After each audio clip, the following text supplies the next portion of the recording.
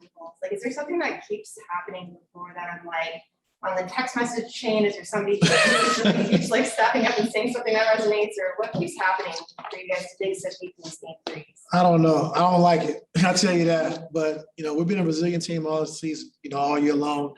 First, I just want to give credit to Marcus Morris. He was hurt, didn't know if he was going to be able to go tonight. And he gave us all he had, 2 big threes, down the stretch, which we needed. But like, it's a total team effort.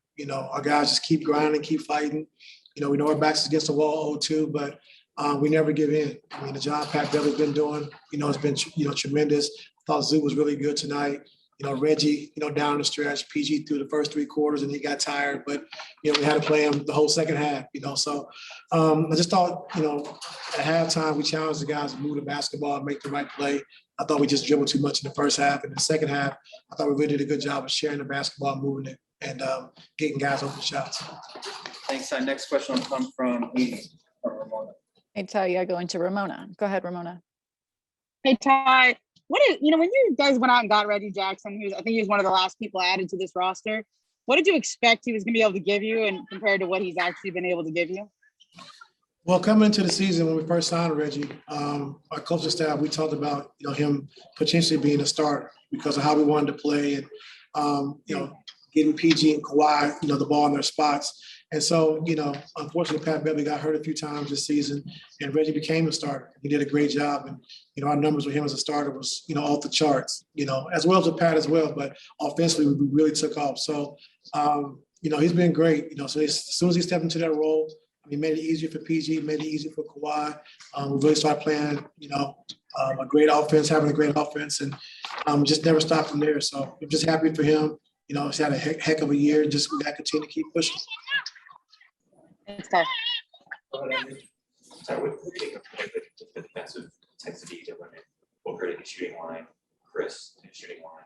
They never ever felt like they were in rhythm. And that's obviously a big change from what Booker did in game 1. So I think the defensive intensity rationally. I think starting Pat and Zoo, I think, really helped our defensive intensity.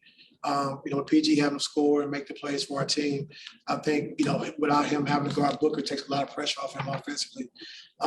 Pat Beverly and Zoo together, that combination is unbelievable. And like I said, Pat's the best review challenge guy in the game. He's going to block your shot from behind, he's going to contest from behind, and make it hard on you. He gets into the ball, he's physical. And I just think making that change with him and Zoo, Zoo at the rim with the verticality and Pat to be able to protect him on the pull-up jump shots. So that's been a big change and a big spark to our defense. And those were guys you parked for much of the first round and parts of the second round too. I mean, you talk about a lot of your adjustments, but for guys to accept the roles, Jake Davis. I mean, yeah, Andrew, it's all about winning, and those guys are winners. And to be 2 starters and not play at all in the Dallas series, the last, I think, 4 games or 5 games, and then come into the Utah series and Zoo not play much, because it was going small because of Gobert, and Pat, the job he did on Donovan Mitchell, and now we need both those guys to come back and start again. They've been phenomenal. So, that's what winners do, and they want to win, and whatever it takes, they're going to do that. So I'm just happy for those guys to finally get their moment. Go ahead, Lo. So I was going to set you up with this before the game about team joking about you, Bill Belichick, and the adjustments and whatnot. Yeah, right. I know you coached from Boston, so I mean there's some proximity there. But when you hear that the team will buy into what you're selling as far as adjustments and then applying it effectively, like how does that make you feel when it works and even when it doesn't work? Well, first off, I got a lot of respect for Belichick. I'm not nowhere near him. 6 Super Bowls, probably the best coach ever, football, in NFL history. But it means a lot just to, just for those guys to trust me, to understand that whatever I'm doing is the best for the team, not for me. And I just want to win. And, making adjustments, sometimes it's tough because adjustments mean some guys can't play, some guys play more, and you got to be able to accept that. And that's the biggest thing. But you have the communication with your team all year long and just talk about one common goal, and that's winning. And all of our guys are on board, So, I take pride in making adjustments and try to do the right thing, but these guys are the ones who have to go out and execute it. They've been doing a great job of that so far.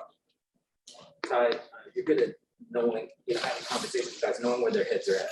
It would have been easy for Paul to kind of let that last game linger within those free throws. What were your conversations like with them? And then you play 43 minutes tonight, you only almost comes up with another triple double. I mean, what else can you say about Paul? Just after the game, we landed, we got back home. First person I called was PG. I just told him, we wouldn't be in this position without you. So now that game's over, it happens, doesn't mean anything. He took care of their 2 games at home, and now we got to go home and win our 2 games. That's the most important thing. So can't look in the past, we got to look ahead.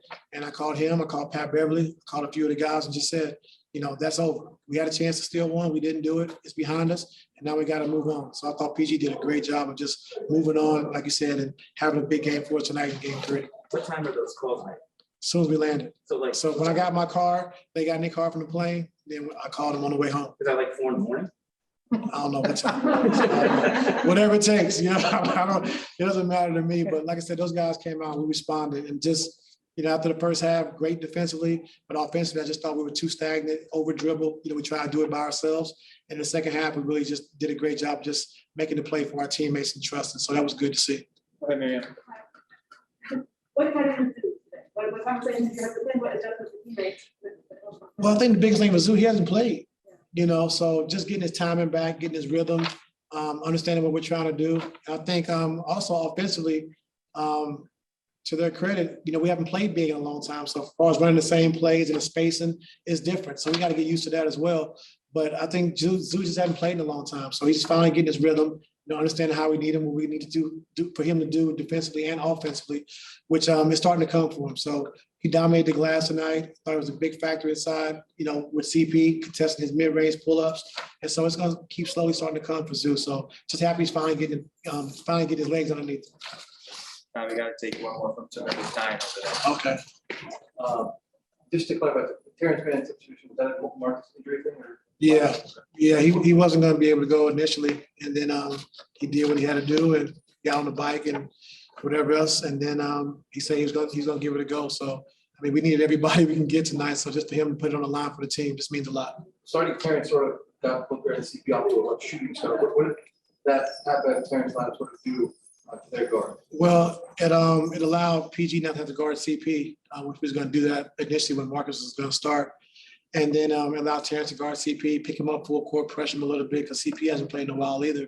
And it allowed Pat Bailey to take Booker. So we try to conserve PG's energy as best as we can, with the minutes he has to play and the load he's carrying right now.